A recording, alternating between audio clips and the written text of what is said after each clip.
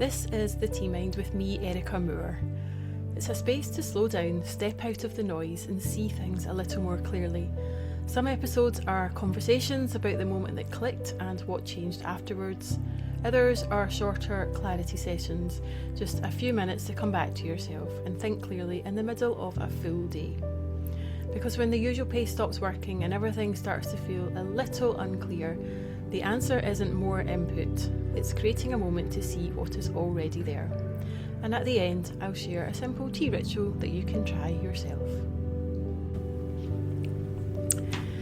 So welcome, and today's conversation is with Katharina Geissler-Evans, founder of Heiter magazine.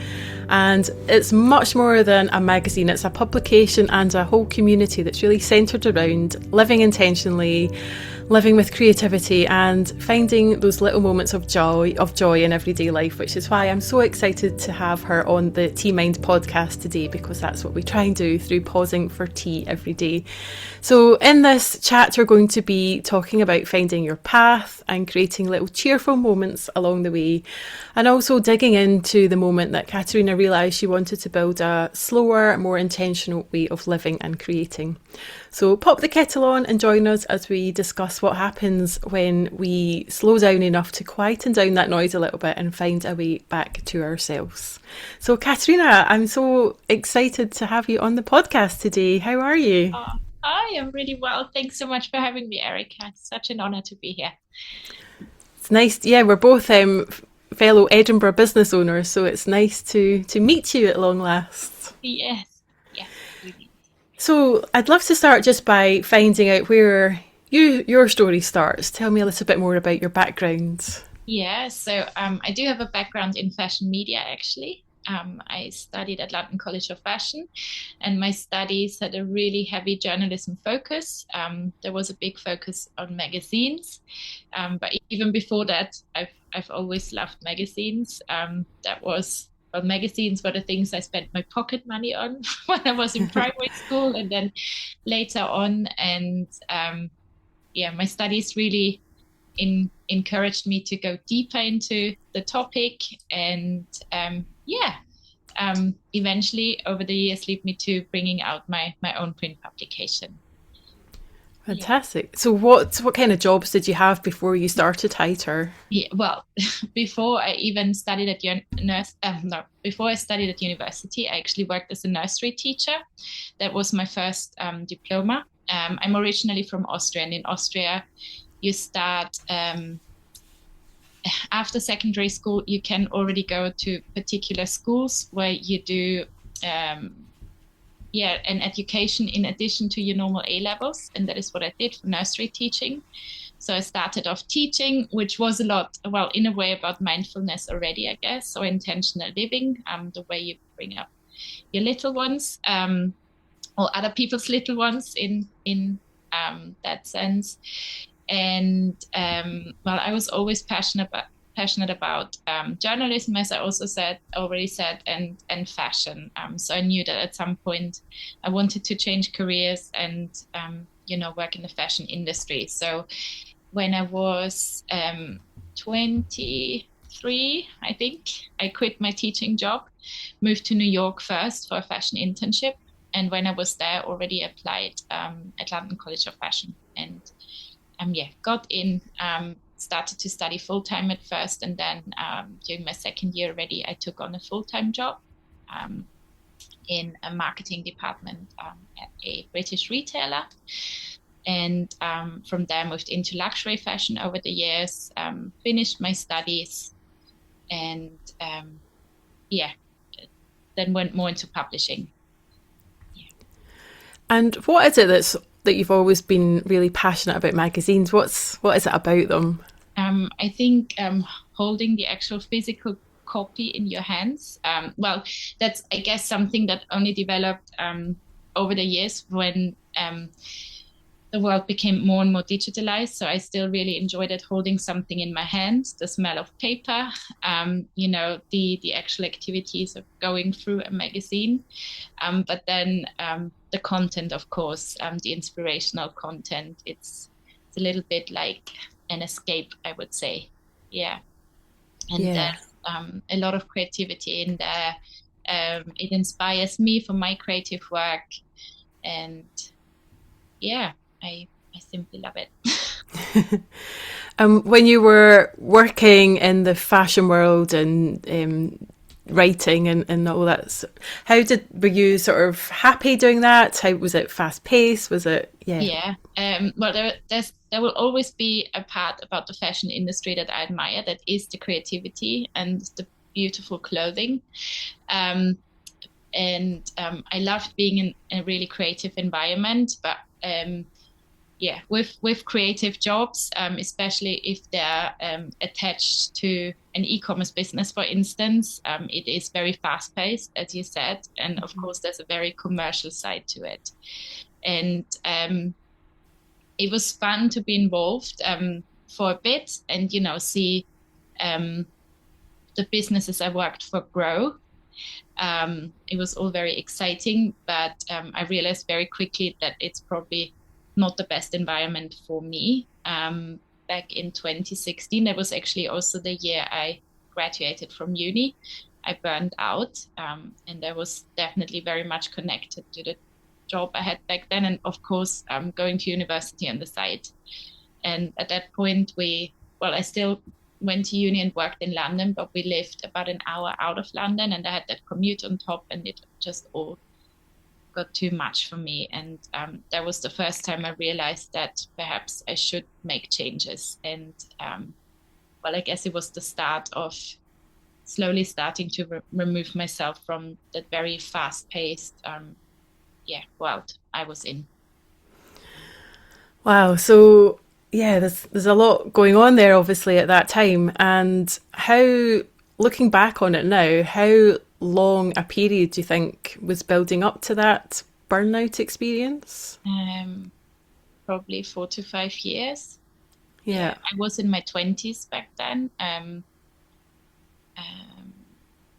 I have said that in interviews before, but I do believe that now that I'm in my late 30s, my 20s were very much about, fulfilling other people's expectations and thinking that the way to go was building that career, and career was just more important than anything else.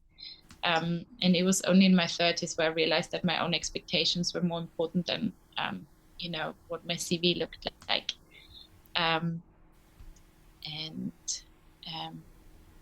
Just simply ignoring my own needs really made things go downhill, I guess. Yeah, I think there's something really key there in that we do get a lot of feedback all the time if we're listening for it, but I think we just move so fast in society these days. We're not really, our brains and our bodies aren't really built for the time that we're living in. And we're just conditioned to have more and more and more, and think of that as success. Yes. Yeah.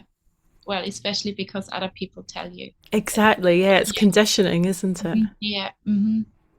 Yeah.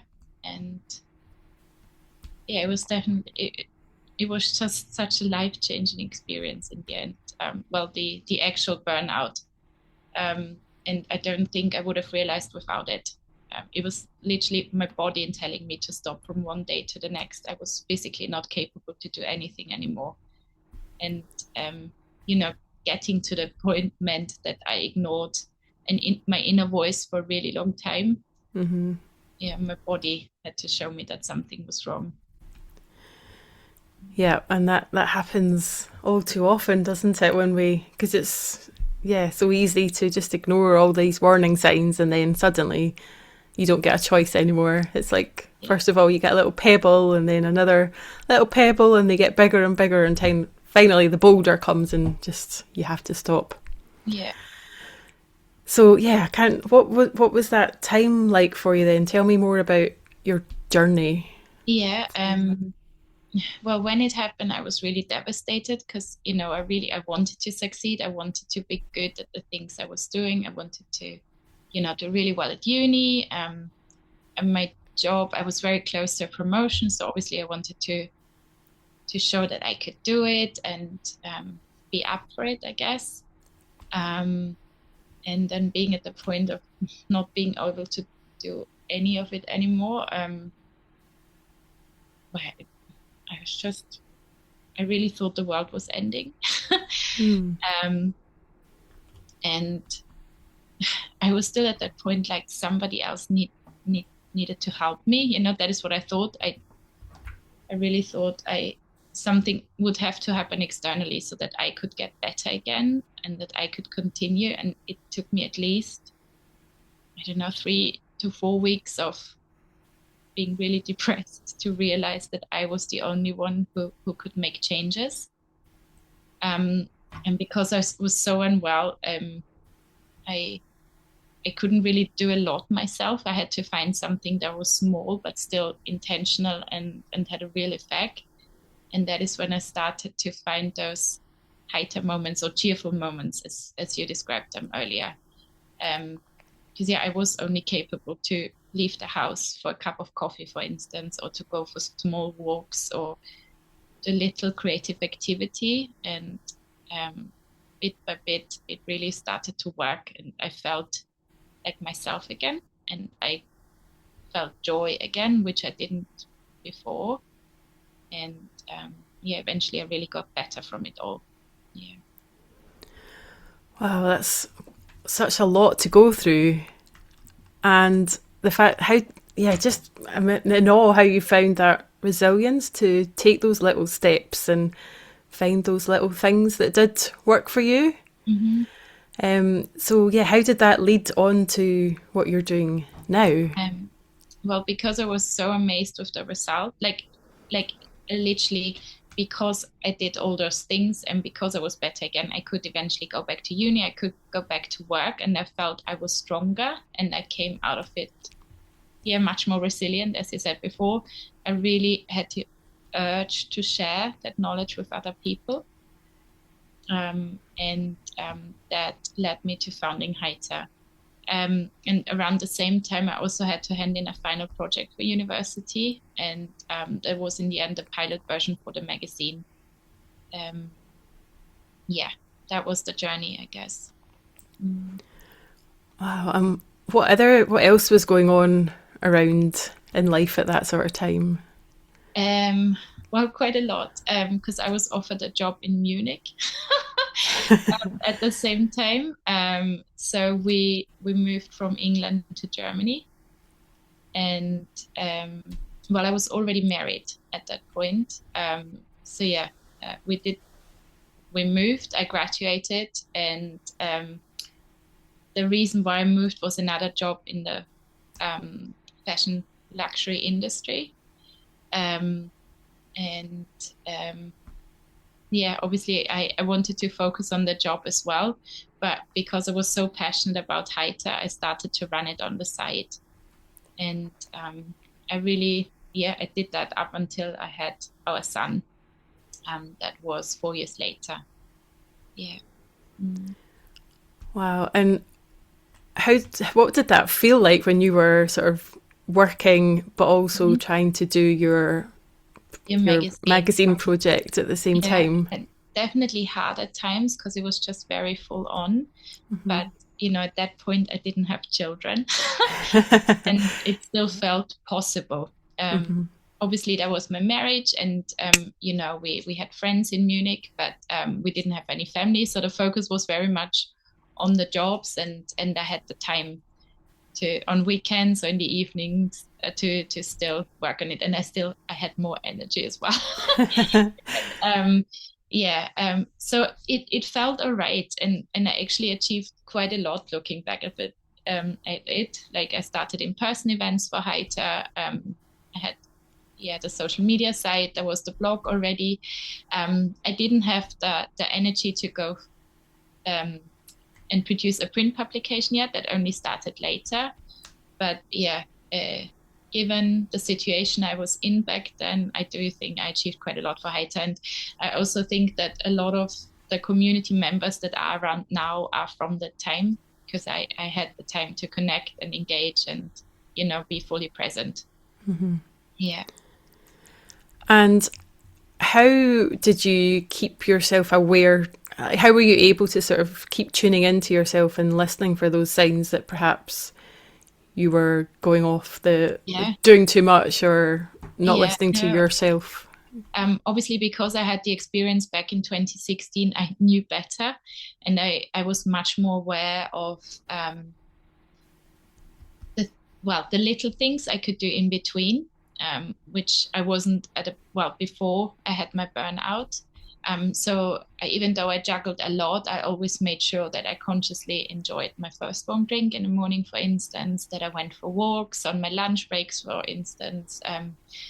That I met up with other people, because before I had my burnout, I think that was another reason why I got to the point where I was, is I didn't really see other people anymore. It was all just about work. So yeah, when I was in Munich, I was already very aware of, taking time out to see friends as well. And heiter in itself is such a creative project. And back then Instagram was very different to what it is right now, and I really took at the time to take photos as well, to style little scenes, do mini photo shoots, and I guess I found a lot of I filled my cup through that, it was just it was quite a good time for me, I think. I never felt like I was burned out anymore, because I already knew what the result was back in 2016, What I also got to really learn through that time is how to practice gratitude. Like even in the morning, waking up already thinking about the things I was grateful for, or before going to bed again. And that's still something I do today. I really think that's made a massive difference. Yeah. Yeah, it's so vital, I think, and it can seem quite a sort of small thing, but that gratitude practice, when you build it up over time, yeah, it does have a cumulative effect, and I think it does rewire how you think about things and just how you see things and notice things. Yeah, for sure. Mm-hmm. And it seems that creativity is quite important to you. How does that help you in your day-to-day life? That really helps me connect with the person who I am, I think. I've always been very creative, and it brings me so much joy, expressing myself. Even when I get dressed in the morning, it's not just getting dressed. For me, that's a fun, creative thing, because I just come up with outfits that I hadn't worn before. And yeah, again, that's really the thing that fills my cup. I don't think I could do without creativity. Yeah. So take me then, what happens then after you've been in Munich and you're working and also doing your project? Really good balance. Then I got pregnant with our son, and we knew that. I thought it'd be much better if I lived closer to family again.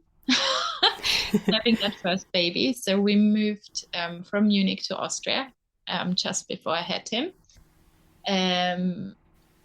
However, he was born on the 1st of March 2020, and 2 weeks later we had a hard lockdown. And things, were just a little bit different than expected.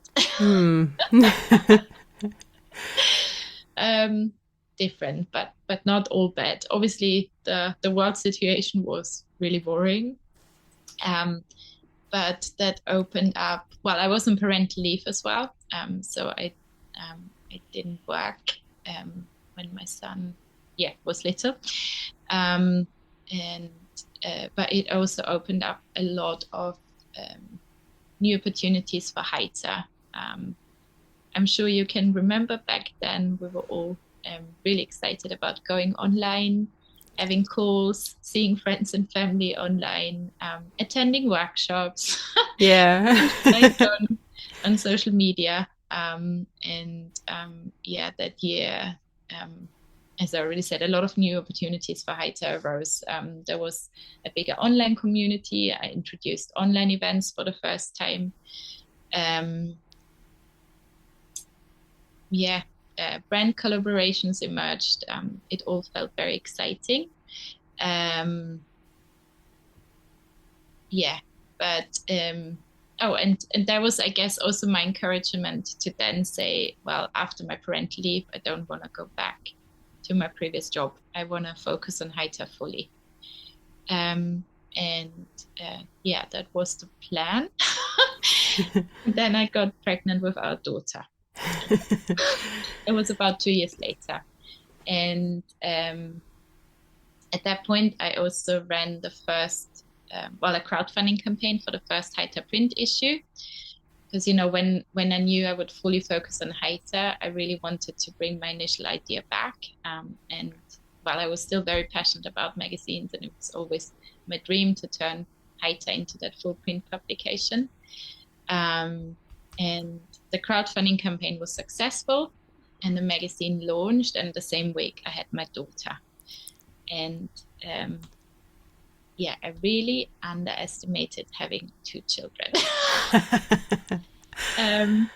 Yeah, then everything began to change again.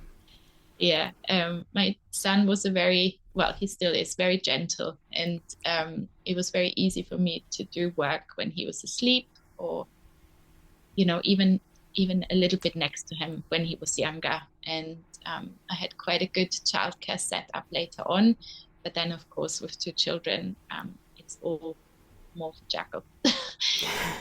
Yeah, and yeah, things just got different. I don't know if you want me to expand on any of that, but yeah. Yes, whatever you feel is, whatever you want to. But yeah, I hear you having 2 children, and especially, I think there's something that tricks us when we have our first one, and then we forget briefly all the hard things, and we see all the good things, and then you have another one, then you're like, oh my god, I've remembered it all. Yeah. And things were still good, but obviously the children needed way more attention than my business. And that was the first time where I really felt, it's getting a little bit more inconsistent. And inconsistency is probably not the best thing when you try to run your own business. Yeah. But it's almost impossible to be consistent when you've got life happening around you. Yeah, sure. So how was that? You just launched the print publication then, and you've had your second child at the same time. Yeah.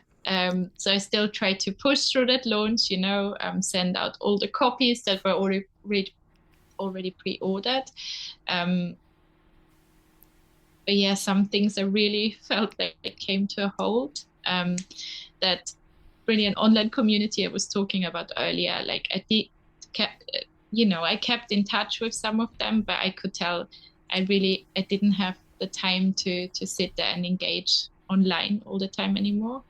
And I was also quite limited with creating content. And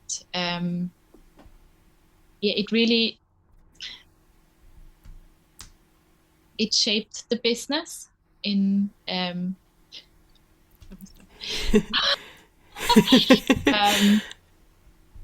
it just felt like I was in a different point than I was before having Clara, our daughter. And I needed to change things up so that it would still work for me, and I would, so that I could sustain heiter, I guess. And a big part of that was definitely founding the Heiter Society. That's a society for magazine readers or community members, where we meet up for monthly workshops and get-togethers, and where we also offer group consulting sessions and co-working for some of the members.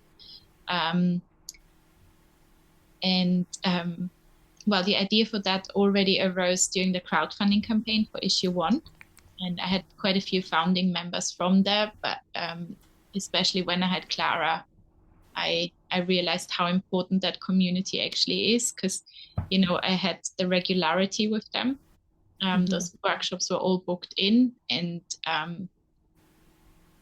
I had to show up because I organized the workshops. We do have guest speakers for them, so it wasn't just me being there, but I think in total, there were like 4 hours a month that I knew I had to book out despite having the children. Mm-hmm.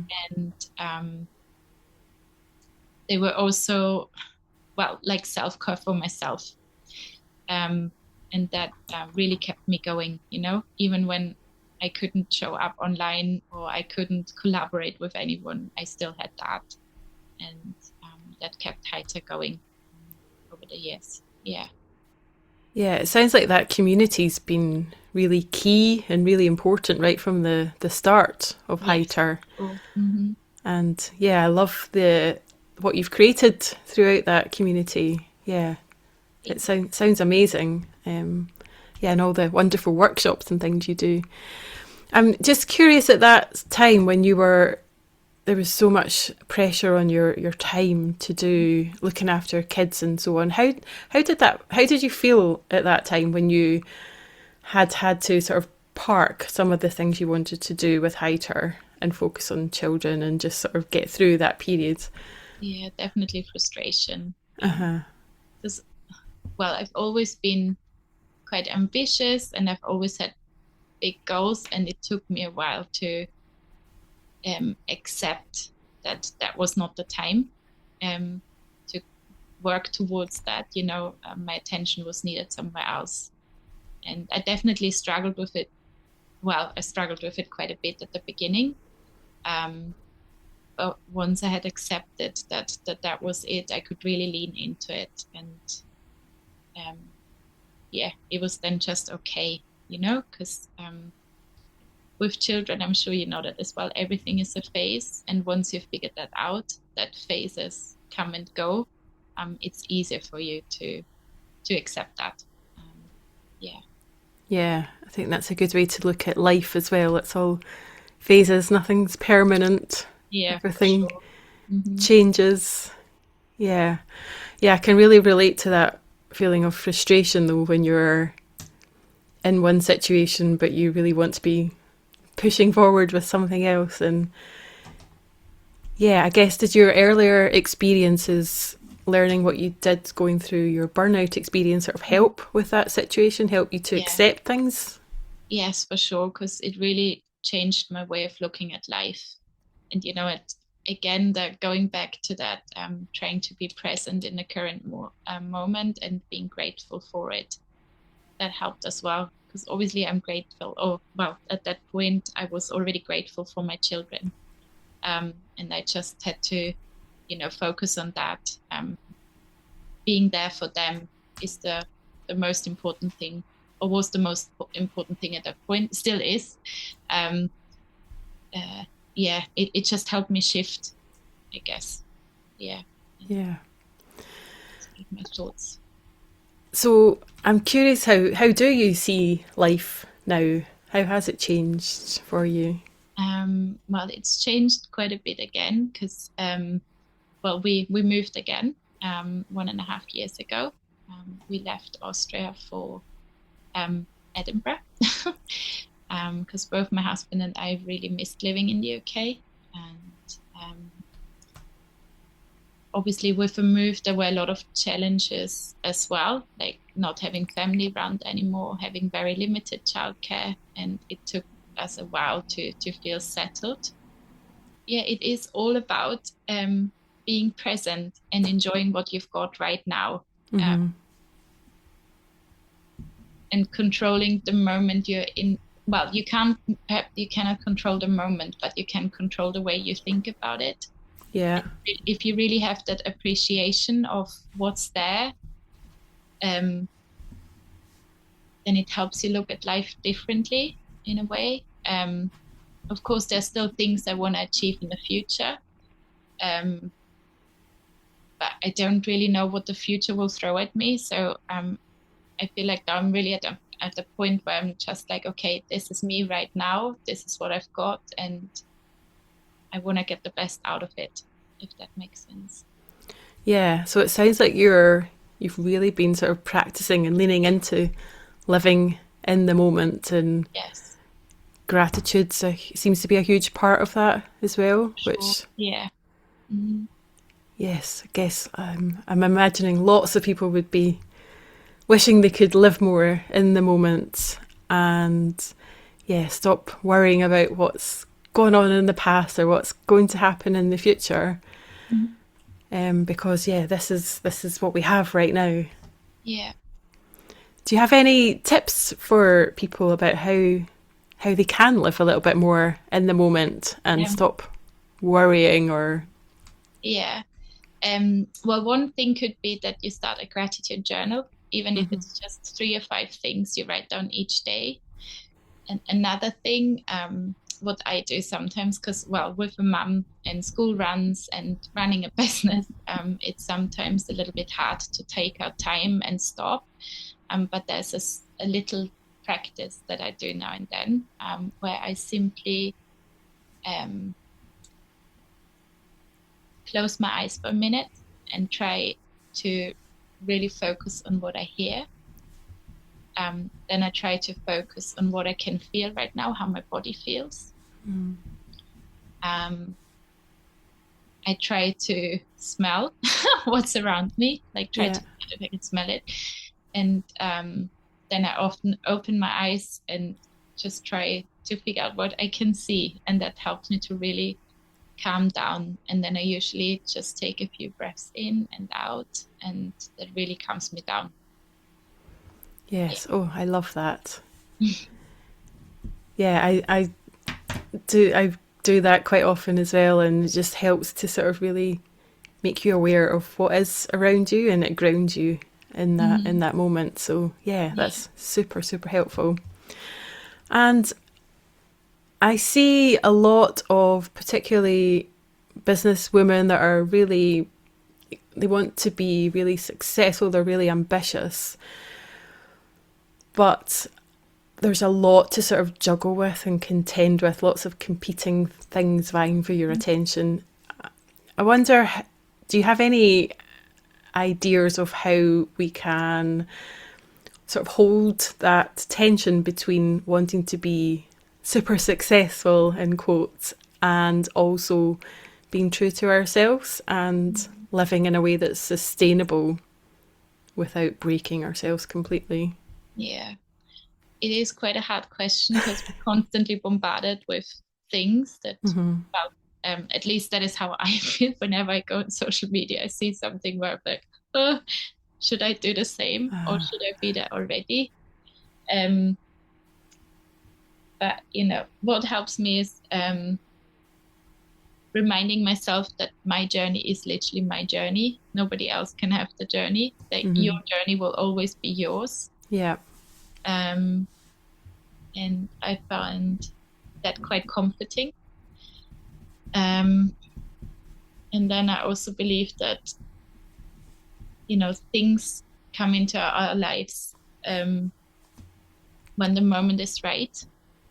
Because I've had several situations in the past where I needed 2 attempts in order to get somewhere. And yeah, if it's meant to be, it's meant to be. Like jobs I wanted in the past, I often only got them when I applied for the second time. Or talking about the first print publication again, that crowdfunder I ran, I actually needed 2 attempts in order for it to be successful. And yeah, that really is proof, I think, that you can't force things to happen when they happen. And that's unfortunately something we all just have to learn and accept. Yeah. And where do you think you got that resilience to sort of try again at these different things and keep moving forward and not giving up? I do think, well, a clear vision. Yeah, I've always been very clear of what I'd like, of certain goals, or I guess also values. How do I want to live my lives? That's a really good anchor for me. But then also those heiter moments, like they really make a difference for me. Like those joyful moments in between, even though they're little, but they really help me to go through life, even though things are stressful, chaotic in my everyday life, even though there's a lot of bad media out there. They just help me see that life in the end is still really beautiful and that I can make the best out of it. Yeah. And I love what you said about my journey is my journey, and yeah, like trying to avoid the comparison trap, which whenever you log on to any sort of social media, you see other people doing wonderful things, and yeah, it's hard to when you've got that constant comparison. It is, yeah. And yeah, trying to stay in your own lane and stay on your own journey can be hard. That in itself is also hard. I don't know how you deal with it, but that's again Instagram for myself, but I have a timer after 45 minutes. I just go off. And obviously that leaves me less time to engage and, be present, check in with people. And I do realize that that's not the best way for my business. But yeah, it's a lot about protecting myself. Yeah, I'm in that same space at the moment as well. Like I feel like I should be on socials, Instagram, LinkedIn and whatnot, but it's not my natural habitat, and also I just get drawn into it, and it's not good for me. So I've actually, the past couple of months, I've blocked all the different social media channels at specific times, so I can't actually physically get onto them. Ah, that's amazing. Which has been brilliant for me, and I feel much better, and I'm much more aware when I see something that I would naturally sort of compare myself to and then feel bad about. I'm much more aware of it now. Yeah. But then the flip side is I miss all these amazing notifications and opportunities that come up, and it's really hard to... I think a lot of people as well are trying to intentionally come away from social media at particular points in their day. Yeah. But yeah, it's finding a way. I guess it's just scheduling in a time, a specific slot during the week. Yeah, that's a good one. To be visible, but yeah, I'm still in the process of working that out. Yeah. And remembering that in the end, you just have to live up to your own expectation. Obviously, it's nice to get external recognition. But yeah, it's your life. Exactly. So that makes me think of success then, because I don't know about you, but growing up, success was billed as having a high-flying career, successful family, blah, blah, blah, whatever that is for you in your own particular circumstances. But for me, there wasn't a lot of other stuff, like a well-rounded life and being happy and having these joyful, peaceful moments. And it was all about more, because that's the sort of conditioning. So how have you defined success for yourself in your own life? Being content. Funnily enough, there was always something my granny said, and I just thought, my granny, that's more than just being content. But I guess it's all because I'm older now. When I feel content, I feel most successful, and I feel most like I'm actually living my life. And of course, I have dreams, I have ambitions, particularly for the magazine. But that feeling in between of, just being there, knowing that I can love, that I am loved, that really makes me so much happier than anything else. And I truly hope that I will have many more days where I feel like that. Yeah, I think you've hit the nail on the head there. Yeah, content. It's, I think something which is, I think, one of the best things that we can, I don't know if strive for is the right word, more create space to find is maybe a better way to put it.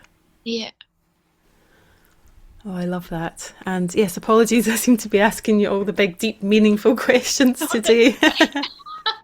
We're recording this on a Friday and it's my thinking day. So, yeah. Well, I just hope that the answers are good enough. Oh, of course, this is, yeah, so useful. And I think a lot of people will find a lot of value in your journey, and some of the tips that you've shared as well, particularly around living in the moment and being on your own journey and really appreciating what is going on around you, however small those little moments are. Just paying attention to them and noticing more of them, I think, is really, really key. So yes, where are you with the magazine at the moment, and what plans and hopes have you got for the future? Yeah, so well, we moved to Edinburgh a year and a half ago from Austria, and that certainly meant rebuilding the business and finding a different way of running it again, with very limited childcare around me. But I really feel like I've now arrived in Edinburgh and there's a brilliant community here. And I hope that heiter will be even more present in that community. But of course, I want to build on a community I already have as well.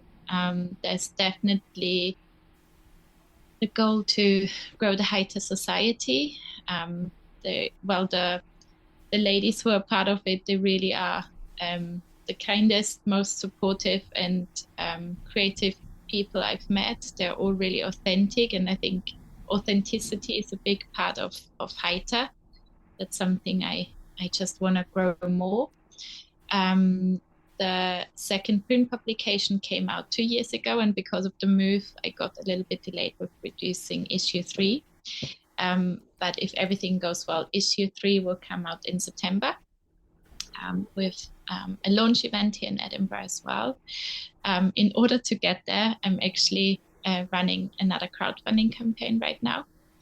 That one only started yesterday. It'll be on until the end of June. And that will give us that, or help with that first little push of getting the printing costs covered and the layouting costs. Those are the biggest costs that are involved in producing a magazine. And then we'll go from there. What I'm planning to have during the launch event in September is a heiter concept store, where I can hopefully have a curated selection of things that I think can support a heiter lifestyle. And maybe that's something I can build on as well for the future. But I definitely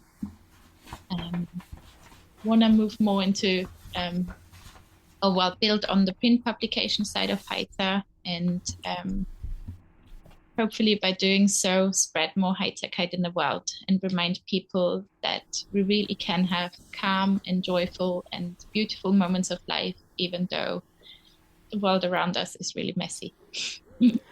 Yes, and that's needed now more than ever. And yes, perhaps it would be great to maybe do some sort of collaboration at some point as well. Maybe I would love that. Yeah. An in-person event or something would be great. Sure. We can chat about that for sure. Yeah, I'd be really up for that. And I love the idea of a heiter concept store. Yeah, I can see that already. That would be amazing. Thank you. So you've shared so many wonderful tips and things already that people can maybe introduce into their days and their weeks going forward. Is there anything else, any other sort of tips or little rituals that you find yourself returning to when life gets a little bit overwhelming again, to sort of come back to yourself?